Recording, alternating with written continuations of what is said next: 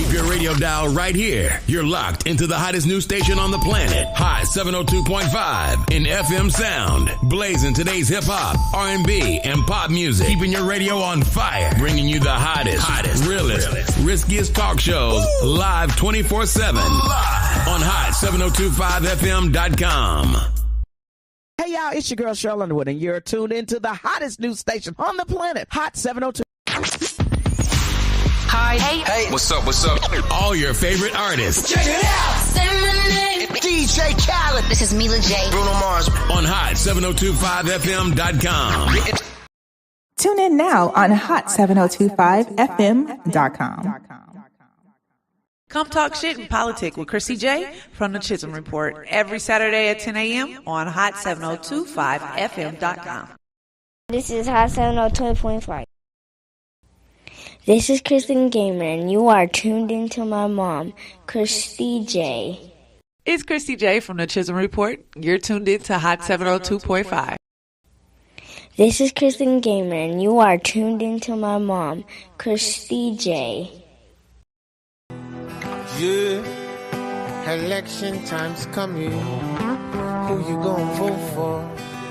Yeah, if I was president, I'd get elected on Friday, assassinated on Saturday, buried on Sunday, they go back to work on Monday.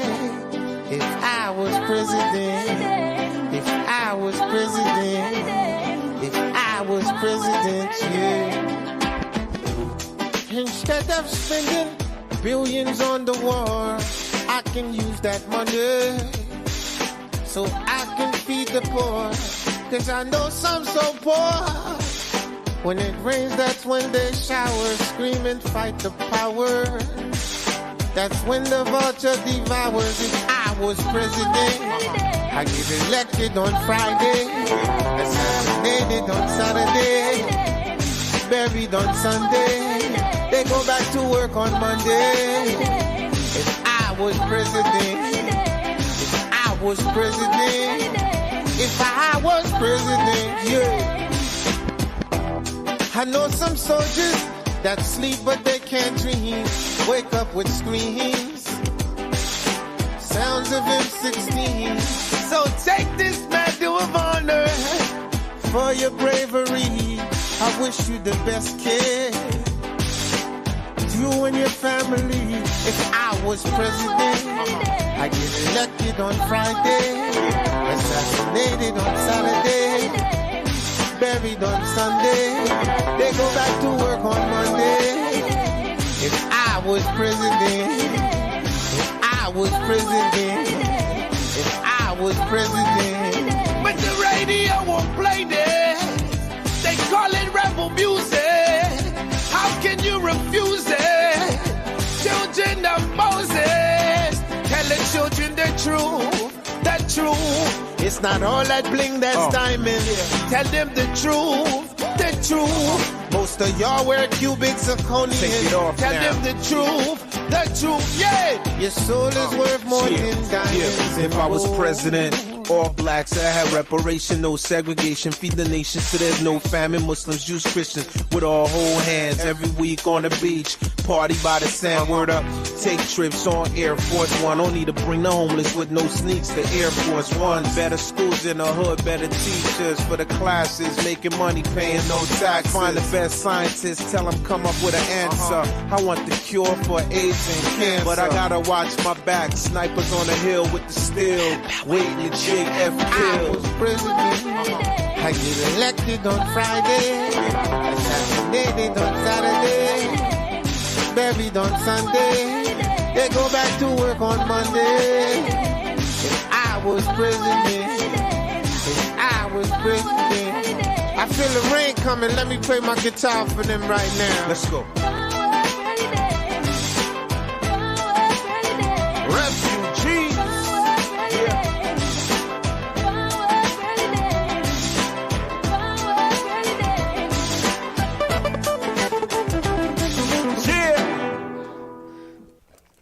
Good morning. Good morning. Thank you for coming in and spending this time with me every Saturday at 10 a.m. to be able to Talk shit in politics. This is the Chisholm Report, and I am Kristie J.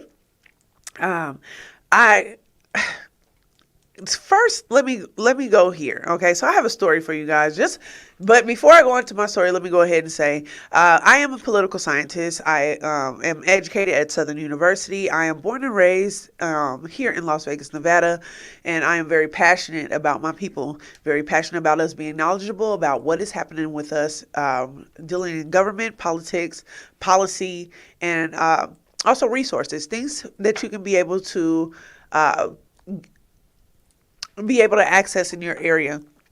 I do focus on Las Vegas, Nevada when I do the resources, but if you have other resources and you would love to be able to give that information out and to be able to push that, you can always email me at Kristie at hot7025fm.com and we can be able to move forward from there.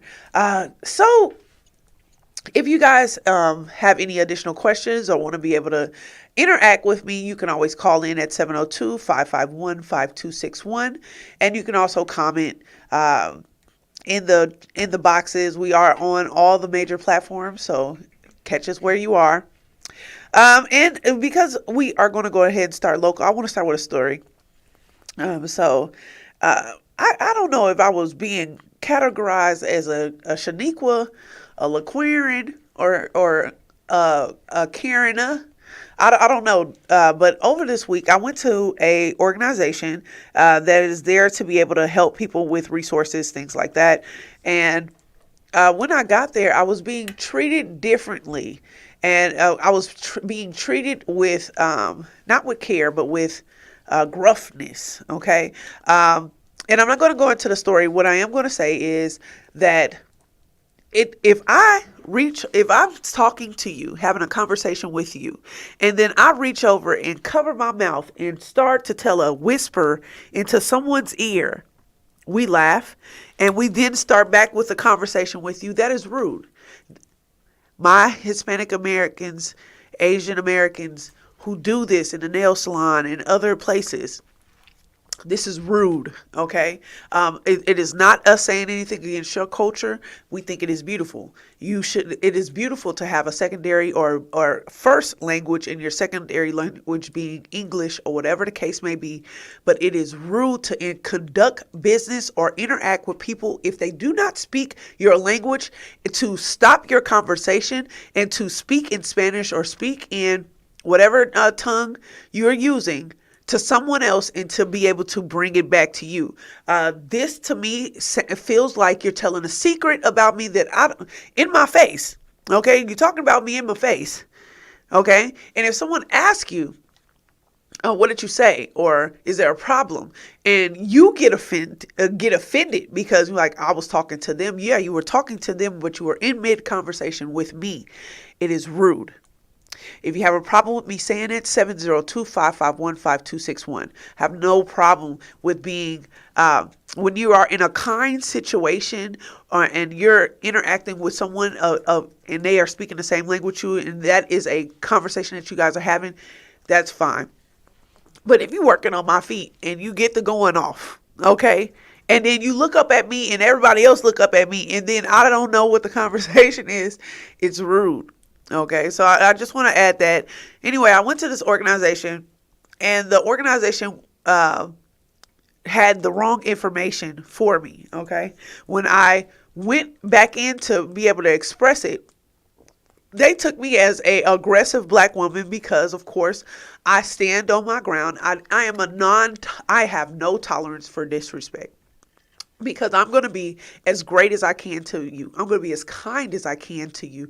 I'm never going to belittle you or try to make you feel less than, ever. Okay, so when someone does it to me, I have no tolerance. Okay, this does not mean that I'm going to be yelling, screaming, and cussing.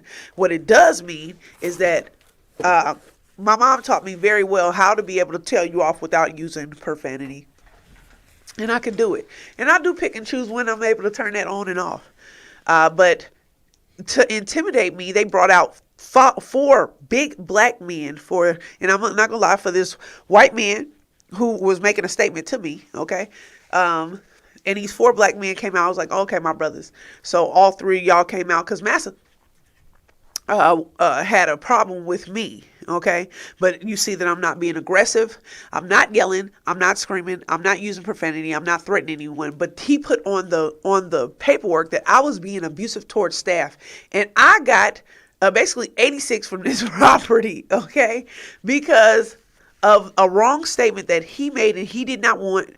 The staff did not want to take responsibility for their wrongdoing. Okay, so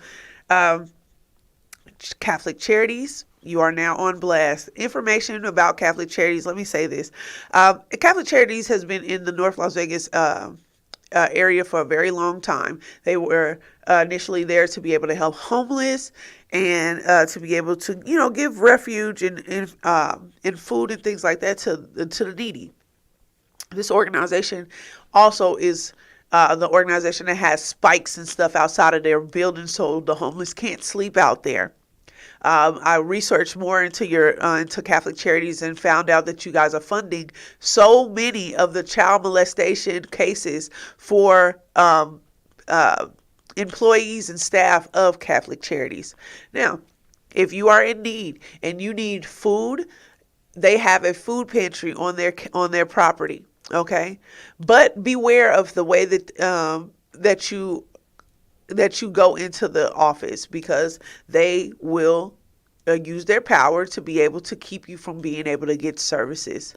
I did leave a Yelp, Google, Twitter, Facebook, Dex Knows, YP.com.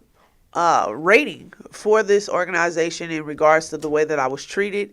I also did send this up to the corporate office so they could be able to understand my side of the story. If you are interested in this story and you want to be able to research it more, you can always give a phone call, 702-551-5261. And that's my rant for today. Okay. Now let's get into the Las Vegas news, because I'll tell you that the Clark County School District got some bullshit going on. Okay. And the first thing that we're going to have is I want to go into the story of Catherine Fitzgerald, which is at Gurham Elementary School. It is Garehime, Harem Elementary School. This teacher is now under lawsuit and allegations for the teacher abusing multiple special needs students. I want you guys to go ahead and hear this story so we can be able to get an understanding of what's happening to our kids. So there was an incident where the child was having a episode, and this is a autistic child, and she pinches them and pokes them in the ribs to be able to try to control their episodes. Let's go ahead and go into the clip. Well, a mother is breaking her silence regarding a child abuse investigation at a local elementary school. A special ed teacher is accused of hitting multiple students as a form of discipline. News Now education reporter Joshua Peguero takes a closer look at this lawsuit. The principal at Gurham Elementary was reassigned earlier this year amid 2 child abuse investigations. There haven't been formal charges yet, but Sabrina Bell says she's thankful for the whistleblower who exposed the alleged abuse.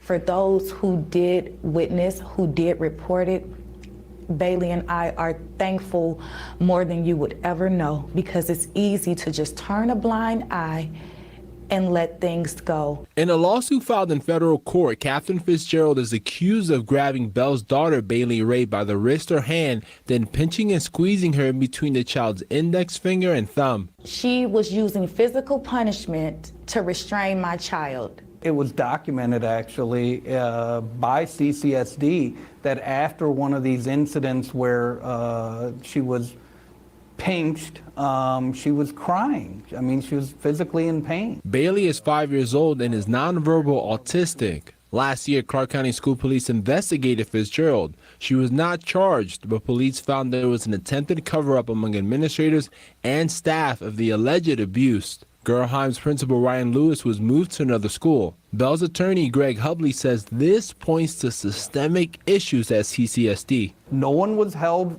responsible. No one was held accountable for what happened to Bailey Ray and for what happened to the other dozen or so children who were in this classroom. CCSD confirmed to me that Fitzgerald is currently working at Gerheim. A CPS report revealed that she, quote, does pinch the students as a form of discipline, and adds that, quote, Fitzgerald has a pattern of behaviors of intentionally inflicting pain on her students to correct their behavior. Clark County Schools has a policy of not commenting on pending litigation. I spoke to Catherine Fitzgerald, and she says in part, I have never abused a student or a child. The associate superintendent sent forms to parents alleging I abused or neglected students. The Clark County School District associate superintendent should be held accountable. Okay, so we are the biggest advocates for our children. And when I tell you that this hurt my feelings, because, of course, this child cannot tell anybody what happened to her. It was only recorded, and then other people decided to come forward with being able to say, this is what this woman does. But this child wasn't going to be able to tell anyone that she was being pinched and pushed into her ribs by this teacher to try to fix her attitude, okay? This is troubling because if she's been doing this, and then she said that this should be Catherine, okay, the person that did this said this should be blamed on the superintendent, not her. So this is a practice of them trying to keep trying to keep your children in line, okay? I remember being pushed in my ribs or pinched in my back, okay, by a teacher, but that teacher also was my auntie. Okay. But the difference is that was when I was in school, and that was over only 5 years ago. Okay. And the point is, what I'm saying is that this child wasn't going to be able to tell their information, wasn't going to be able to express what happened to them and how many times this happened to them. So you guys be aware, because this is not the only story I have about CSN and teachers, but I'm in a break of that. Okay. Yes. In a break of this, I want to be able to talk about the Maximum Energy Dance Academy, North Las Vegas, Nevada. Okay. This is the person that is over this is I believe his name is Marlon. And this organization is an organization where your kids could be able to go. It's a dance program, and they are looking for funding, and they are having issues with the location that they are at today. Let's go ahead and go to the clip. Dance studio asking for your help to find a new home. We're talking about Maximum Energy Dance Academy, which is on East Lake Mead near Pecos, and it's struggling now with sort of a changing area, and it's impacting those who train there. 8 News Now reporter Madison Kimbrough stopped by the studio to see their struggle. Maximum Energy Dance Academy has been in North Las Vegas for 2 years, and having just lost their director about 2 months ago, they're doing everything they can to try and keep up. It's like a home away from home. Before we leave, all I do is practice and practice and practice. Kareem Spencer, along with owner Marlon Harrington, say they also need a new location to train. We want to expand, and we need the help.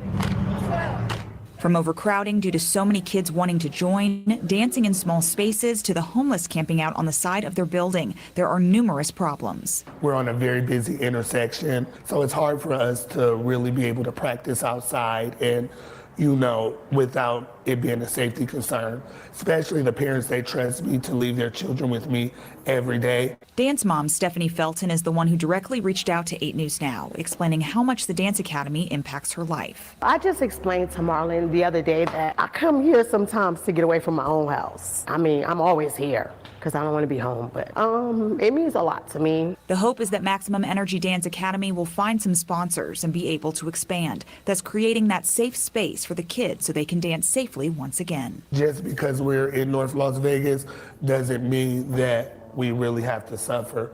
There's a lot more buildings and opportunities here, and owners that could possibly help us to expand on our visions.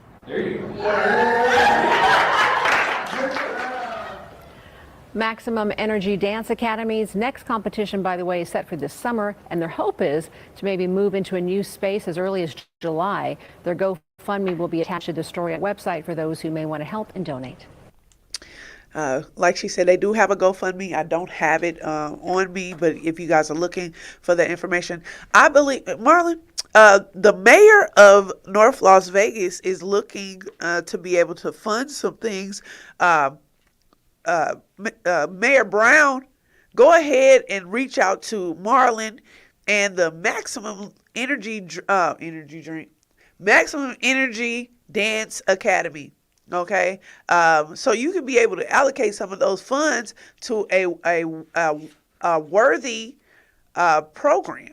Okay, and let's stop putting so much money into the Windsor project that y'all trying to push out the residents and then build brand new stuff on top of it, even though you said that stuff was sinking. All right, let's go ahead and move on. So CCSD substitute teacher is now fired. 3 weeks ago, he wrote a racial slur on the board in front of his students. And let's go ahead and go into that clip. And this is just one of several developing stories we are tracking this evening. A CCSD employee fired tonight after a photo showed him writing a racial slur on a whiteboard in front of a class. The district tells Fox 5 that employee was a substitute teacher and will never be allowed to work in CCSD again. Fox says Kim Path is live outside Silvestri Junior High where it all happened. Yeah, so a picture of that substitute teacher in the classroom standing next to a whiteboard with that racial slur written on it has been widely shared on social media, but we are not showing it here on TV because of its offensive nature. Tonight, from parents to state leaders, many are questioning how could something like this happen? I wasn't surprised that I was seeing this. Akiko Cooks is co-founder of 1865 No Racism in Schools, a group fighting racial injustice in Clark County schools for years. These are the students' classrooms, and if they don't feel safe, then it's not equitable education. It's not quality education. She says what happened at Silvestri Junior High cannot be tolerated no matter the circumstances. Him being so comfortable and emboldened to actually write that on a whiteboard for students to see. And it sends a very direct message that it's actually okay for students to be derogatory and to be racially insensitive. From CCSD trustee Lisa Guzman to Nevada Attorney General Aaron Ford, many taking to social media to denounce the sub's actions and praise the students who took action. And it makes me think about how we have to actually send things viral to get a response. Because had those students not taken a picture of it, would their voices actually have been heard? Cook says it is crucial for students to record incidents if they feel something is wrong, as they did outside Durango High School earlier this year. The way what happened at Durango, that hit us very hard because people were able to see it. Silvestri's principal sent a letter to parents saying the school administration is diligently investigating, but Cooks believes the district needs to do more. Those students deserve an apology. I think that it's important that the community actually hear it from the district, that we will not tolerate this in our schools. And 1865 No Racism in Schools says that they work as advocates, providing a voice for both parents and students. You could reach out to them on their Twitter page. We do have a link to that on our website. Okay, so she is most definitely right. Would this incident really be looked at if they did not snap that picture or do the video of him writing that on the board? So many times, there's been times, it was a time that I was riding Spirit, somebody tagged Spirit. I was on Spirit, okay, and I was coming back from Chicago, and when they put me into this, into my seat, I'm normally going before everybody else because I'm claustrophobic, so I go on before people with wheelchairs, okay? Because I flip out. So I get in my chair and I go to sleep, okay? By the time everything starts and we flying and everything else, I done took a melatonin and I'm out, okay? Well, I woke up in the mid-flight. This is like a 5-hour flight, and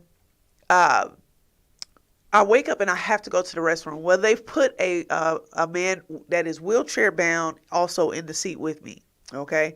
And there's a man in between us, and I don't want to step over them but I need help with being able to get past him. I ring the bell and I ask the man, I say, is there a way that I could be able to get some help with the man at the end? Because I don't want to step over him. And they just ignored my request, right? So then I hit the button again, and the guy was like, what do you want me to do? I said, I don't know what you need to do, but I was put on here because of my disability of being claustrophobic, okay? Which is recognized, all right? Which makes no sense for you to put someone in the same seat with me in a wheelchair that is not able to move, okay? Because we're going to make ourselves we both going to end up with anxiety. I finally are able to get up and go to the restroom. And when I come back, I'm like, where do you want me to sit now? Because I'm not jumping over this man, okay? This man leans over into my ear and says, it's not my fault. You're not smart enough to get to get up and out of the seat. Now, I said a bunch of stuff, okay? But the thing was, he was able to get the reaction out of me for everyone else to see. But no one heard what he said to me. Okay, so when I'm arguing this fact to them, they were like, no one heard him say this. I was like, and I noticed that he's probably done this to someone before. Able to whisper in their ear, and then everybody else see the reaction, right? Find out later, because I put my request in, and I did my reviews. He did get fired. Okay, and then I saw him on Frontier Airline. I was like, oh, hell no. Okay, I told the people at the very beginning, I said, I don't want to fly with him. I said I had problems with him on Spirit Airline. And the lady was like, how did you know he was on Spirit Airline? I was like, he talked to me in a way where I almost got arrested because of the way he said. The lady said, I've heard him talk to people crazy like that. That means that he's done that so many times and then rehired by another airline. That's my own story with it. But what I mean is, at this day and age, if you don't have your phone taped to your forehead, okay, you're not going to catch anything, okay? Because everybody today is just super disrespectful, and it's only being talked about if you're able to capture that moment. So I just wanted to be able to point out the fact that they tell your student not to have their phone. They take their phone from them. My son has had his phone taken away from him. And but then this is the type of stuff that they're doing in these classrooms, and really this could be something traumatic to a child that they never really get over. CCSD, you need to do better, okay? Something needs to happen. All right, so Governor Lombardo here in Nevada, okay, wants your money, okay? They have already signed for us to be able to get the A's professional baseball team here.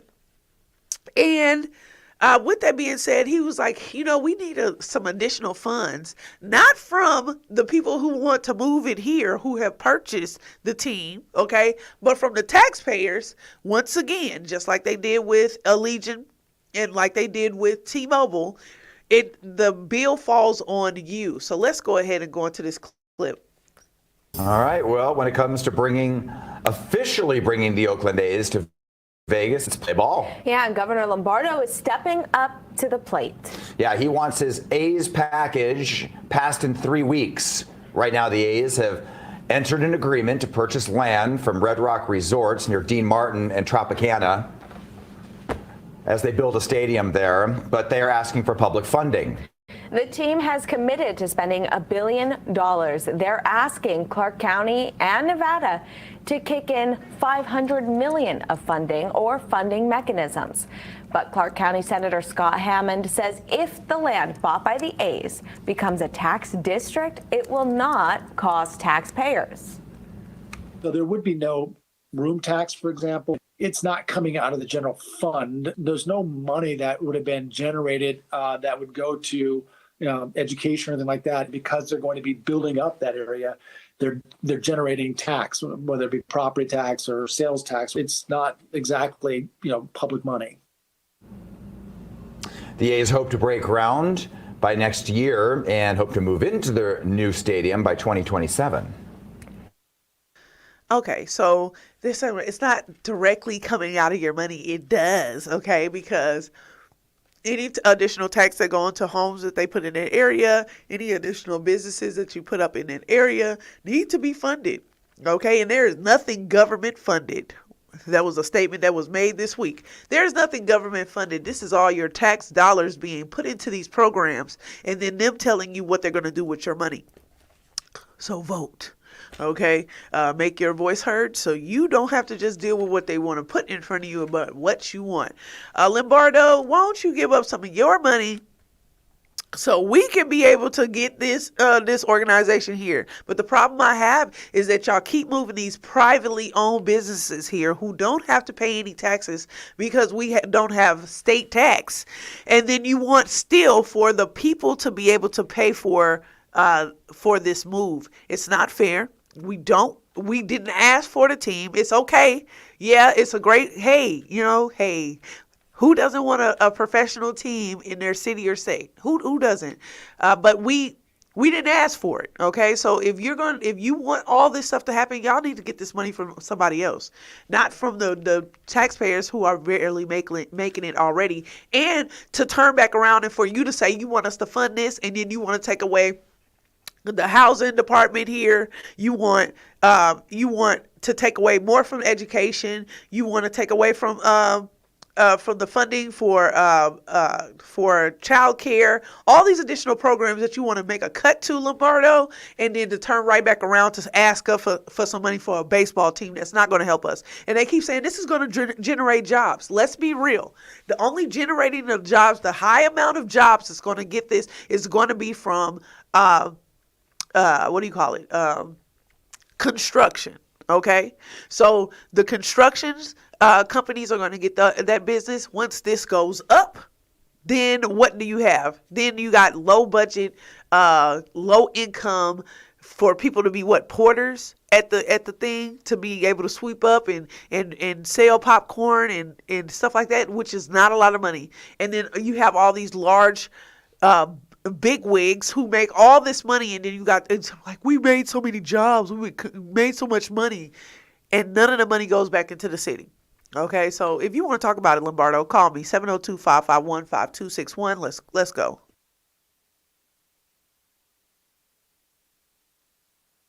Lombardo, get somebody else to do it. Okay, let's have that. All right, so that's our local news for today. And I just wanted to give you guys just a gist of that. If you have any additional news that you want me to report on, you can always reach me. You can always reach me on Facebook or Instagram, depending on where you go, and also reach into the radio station of High 702.5 and just direct it towards me. Okay, national news. Hey, Charles becomes king. Been all over the news, wasting my time. I've been trying to find stories that I can be able to report on, and all they can do is keep telling me about Charles becoming king. Now, this is a problem I have with the royal family. Okay, with the royal family, it's nothing royal about y'all. Like, y'all so regular, so insignificant. I don't understand how y'all became the royal family. Like, nobody's cute. Nobody's athletic. Y'all not like really brave and like great soldiers. Not really smart. Not ruling greatly. I don't understand how y'all became the royal family. I just don't understand that, because a lot of y'all are short. You know what I'm saying? Like, I don't know. It seems like y'all got like some birth defects in the family. How did you become the royal family? Because when I'm looking at this and I'm sitting there looking at him looking crazy with all these robes and stuff on, and he can barely hold the things up, it just makes me seem like, I look and I'm like, you know what? This would have been so much cuter if it was like Obama and Michelle them. You know what I'm saying? Like, it would have been the outfit would have matched if it was somebody else.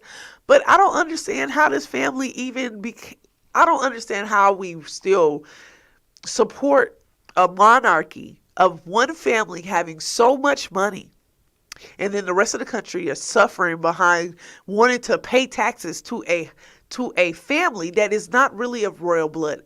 I would want to see what does royal blood look like on a difference of a homeless person on like a, like a under a microscope.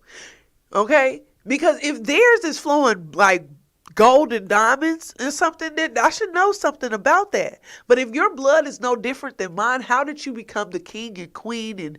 And Camilla, City Girls is up, okay?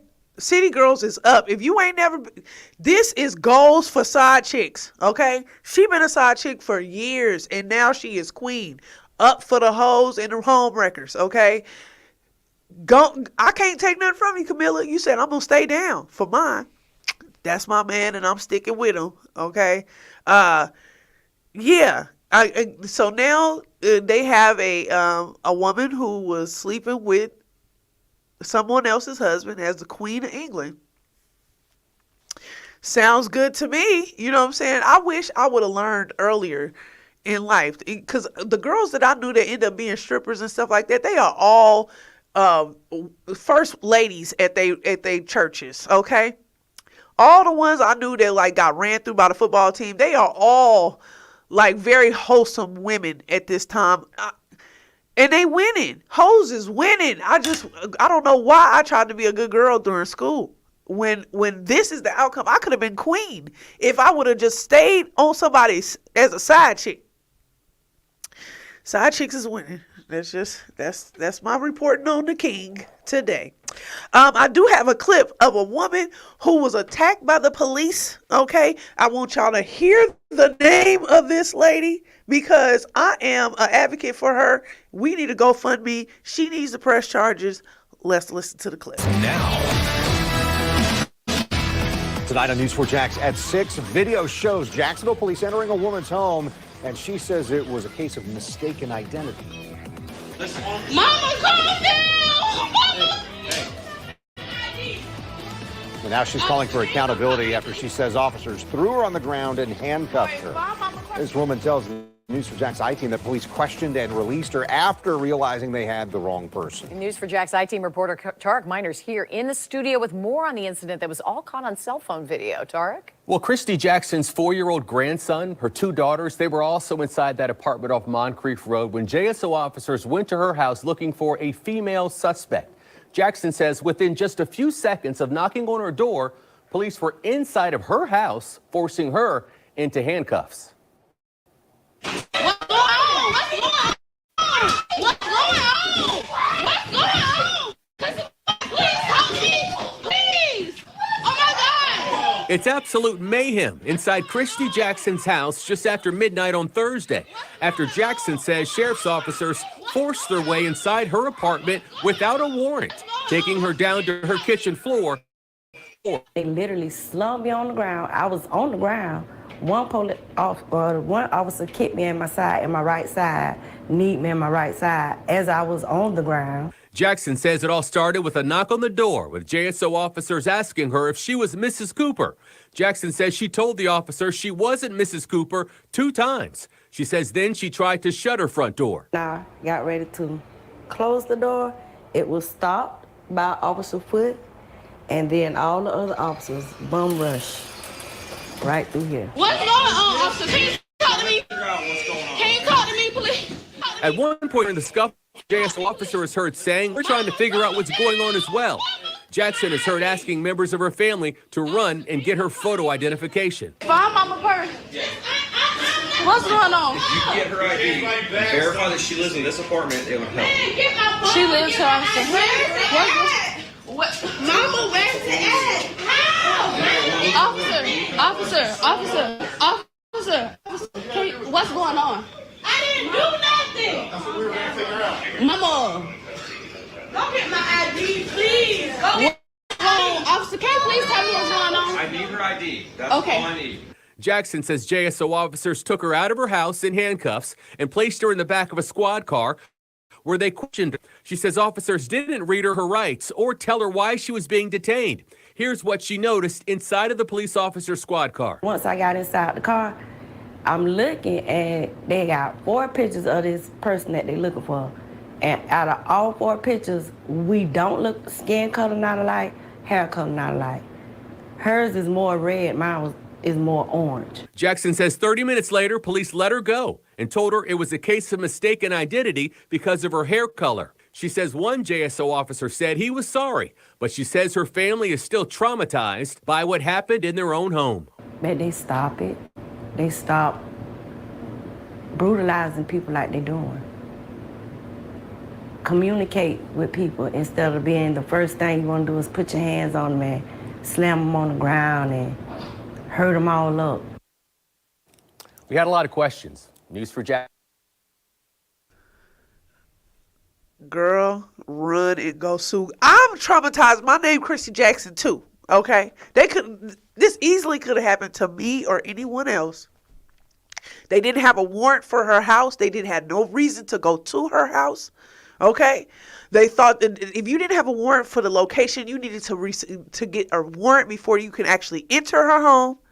To throw her down on the ground, it was a good 6 or 7 police officers in there. Her children are screaming, yelling, screaming, telling them that this is not the person. This is ridiculous. This is something that I tell you that, and this happens too often to us. Please find Ben Crump. Please sue them. Okay, you should be suing them for it should be Kristie Jackson Police Department by the end of this.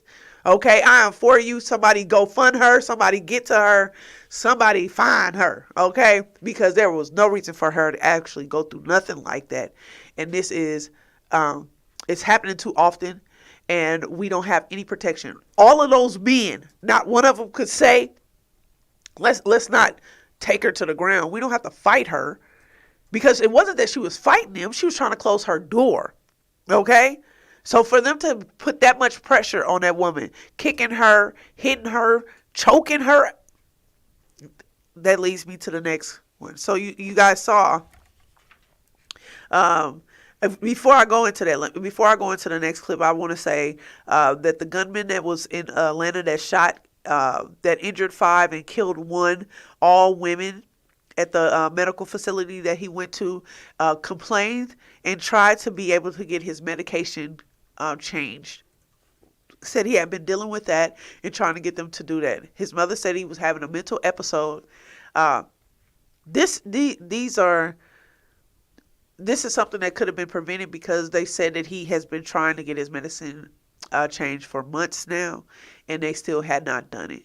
My heart goes out to those women who lost their lives and were injured in this. My heart goes out to his mother, who expressed that she was an advocate for her son and hate that this happened, and that she also sent her regards to those families.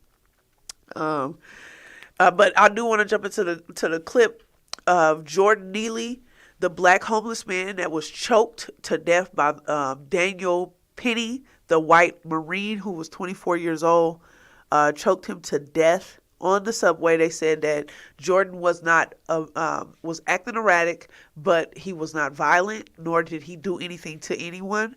So for this man to sit there and hold him and choke him out, he's not the police.